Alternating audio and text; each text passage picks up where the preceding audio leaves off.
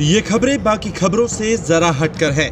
शुरुआत करते हैं अमेरिका के पूर्व राष्ट्रपति ओबामा से जुड़ी एक दिलचस्प खबर के साथ। अमेरिका के पूर्व राष्ट्रपति बराक ओबामा ने खुलासा किया है कि कोरोना महामारी में क्वारंटीन के दौरान उनकी बेटी का बॉयफ्रेंड उनके घर में ही था।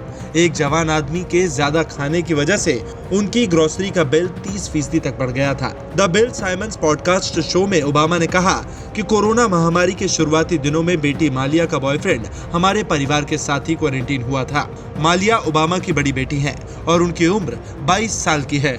उनके बॉयफ्रेंड का नाम रोरी फरकूहसन है। ओबामा ने मालिया के बॉयफ्रेंड रोरी के बारे में कहा कि वीजा को लेकर कई चीजें थी, उसका जॉब था, इसलिए हमने उसे अपने साथ रहने दिया। मैं उसे पसंद करना नहीं चाहता था, लेकिन वह अच्छा बच्चा है। ओबामा ने यह भी बताया कि क्वारंटीन के दौरान बेटियां मालिया, साशा और रोरी के साथ उन्होंने अच्छे पल बिताए। ओबामा ने इन लोगों को कार्ड्स गेम खेलना भी सिखाया।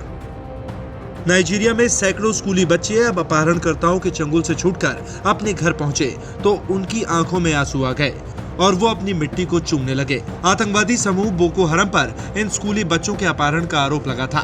बच्चे जब इनकी गिरफ्त से छूटे और घर पहुंचे तो उनके माता पिता उनसे गले मिलकर सिसकने लगे। इन स्कूली बच्चों का एक हफ्ते पहले उत्तर पश्चिमी नाइजीरिया में अपहरण कर लिया गया था। इसके बाद नाइजीरियाई राष्ट्रपति मोहम्मद बुहारी इन बच्चों को आतंकियों से मुक्त कराने और असुरक्षा से निपटने के दबाव में आ गए थे। 344 डरे हुए बच्चों के बीच माता पिता अपनी संतान को खोजने के लिए कात्सिना राज्य में बस से पहुंचे।